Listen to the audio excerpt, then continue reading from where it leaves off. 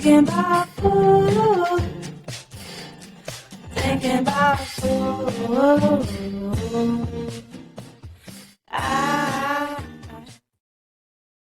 Hello, it is me, Danielle, dietitian for Imago Nutrition. I am here today solo. Mark will not be joining us for this episode. We have a really great question from Alyssa in Washington. We are definitely looking for some more questions. So if you go to imagonutrition.com/podcast, that's IMAGO nutrition.com/podcast. We'd love to hear your question. So our question for today from Alyssa is, what food should I offer my baby who is iron deficient? She's 10 months old and eats table food and breast milk. So we're going to get a little specifics about iron and baby's needs and talk about the different sources of iron, as well as how we can increase absorption and the absorption between the different sources of iron. So let's just dive in. I do have a really great resource for you to start with. It's a book called Born to Eat, and it is written by two dietitians, Leslie Schilling and Wendy Jo Peterson. So I'm just, using a little snippet, maybe one or two pages of this book. But this book is really fantastic. It goes through the different ages, introducing solids, nutrients that are need to be increased or focused on during certain stages of the baby or toddler, choking hazards, all those types of wonderful things that we need to know. So first, let's dive into why iron is important. So iron helps carry oxygen throughout our bodies. In the first year of life, babies' brains are developing a lot, among many other things, as you know. So you can see why it's important to be delivering oxygen well for those parts of our body, the brain, and everything else to develop well. So if the body does not have enough iron, oxygen struggles to move around the body, leading to fatigue. And then for babies or children, it can lead to fatigue, growth, and learning issues. So when your body is growing, the iron is definitely of more importance. So you can think about the first 6 months of the baby's life. Iron is provided in the breast milk and infant formula. And then after the 6 months, there is a higher need for iron. So ages 7 to 12 months, the iron need is 11 milligrams per day due to rapid growth. So that's why your pediatrician might be really talking at that 4 or 6 month appointment, how important it is to be eating meals at the table with the family. So that's why iron is important for brain development, and as well as when you're growing, getting enough oxygen to all of those parts of the body.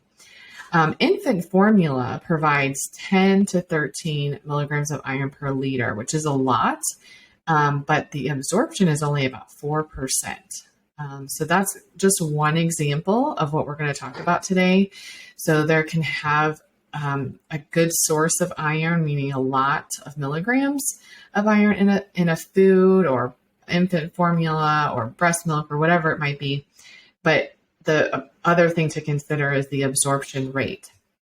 So I just told you what infant formula is. They have a lot of iron in infant formula, but the absorption rate is 4%. Breast milk is considered low in iron, but the absorption rate is 50%.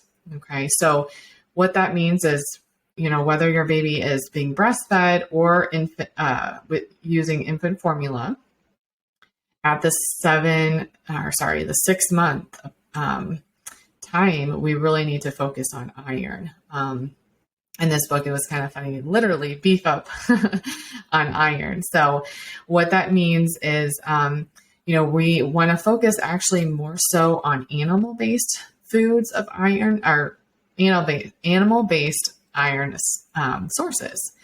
Wow, I can't talk today. Animal-based iron sources. That is called Heme iron sources. And those are better absorbed, just like the breast milk is better absorbed. And non-heme are plant-based sources of iron. So really great amount of iron in the plant-based sources, but it's a little harder to digest and absorb. So one thing that can help with the absorption is having vitamin C sources with your foods that are high in iron or plant-based iron sources. Okay, so we have heme sources of iron and non-heme sources of iron. Heme is the animal, better absorbed. Non-heme is the plant, less absorbed, but still a great source. So one thing to think about is infant cereals. Okay, so that is not from the animal, so that would be a plant-based source, infant cereals. So they do have a high amount, 18 milligrams per serving, but the absorption rate is 3%. So that means we really don't want to just focus on that infant cereal as giving the baby the iron that they need, which was kind of deceiving, right? You see the milligrams up there so high and you're like, yes, this is great. So that's all I'll need. But yeah, they're only absorbing about 3% of that. So let's take a look at some foods that would be really great sources to think about incorporating when your baby is starting solids. First, the animal-based sources would be beef, eggs, chicken, tuna. If your family eats liver, that's a good source. Pork and turkey. So those are just a few examples of some animal-based high iron sources. You do have to consider how you're preparing that, so there's no choking hazards, such as like ground meat or cutting it into really small bites. Or in this book, it talks about like the finger length. So introducing solids, if you're doing baby-led weaning, the finger length and making sure it's soft or easily chewed or mashed. So think about that when you're incorporating these animal-based foods. Some sources plant-based would be beans, lentils, tofu, peas, greens like collard greens or beet greens, spinach, nuts or nut butters, pumpkin, asparagus, mushrooms, and potatoes, sweet or white. So those are some plant-based sources of iron. And once again, still have to consider how you're cooking those or preparing those or mashing those so that there's no choking involved. And so when we think about like building a baby's plate, I love talking about this, but this book does a great job of thinking about three things. So one is the protein food or the iron-rich food. Second is the high energy food. So baby's growth rate is so high at this time, we really want some high-packed calories. And then also thinking about the baby's brain does really well if there's a good source of fat. So fat is needed for brain development and growth and self-regulation. So high fat foods would be really kind of things to think about for your high energy food. So we can talk about some examples.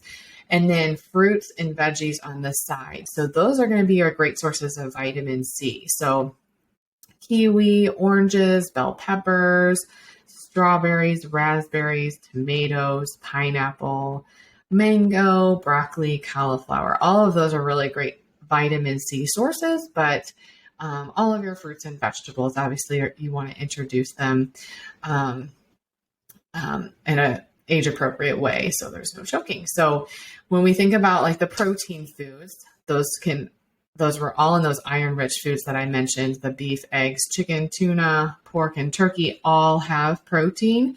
And you can think about even those plant-based sources, beans, lentils, tofu, peas, nuts or nut butters. Those are all really great protein sources as well.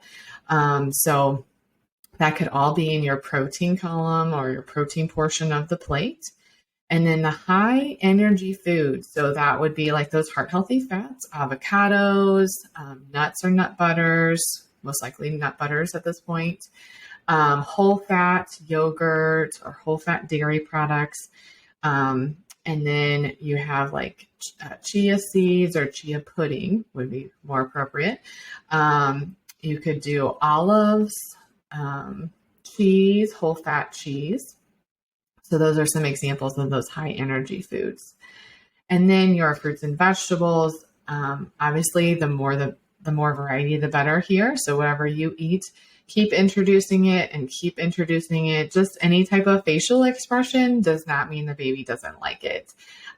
So just think about there's like a gag reflex that they're learning how to control. And it's not, if they're spitting out food, it's not that they don't like it. So that's good to know. So just thinking about introducing those fruits and vegetables that you eat multiple times in different ways. So steam them or roast them or grill them. They all taste different in different ways that they're prepared. So that is what I have for you today. Those are some iron-rich sources that can be incorporated for your baby.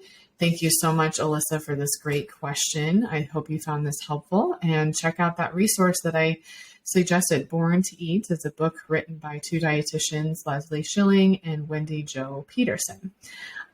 Thank you so much. Have a great day.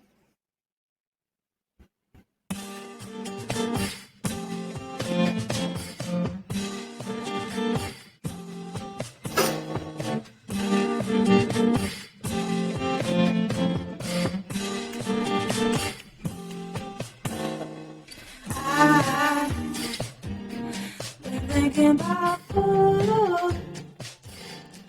Thinking about food.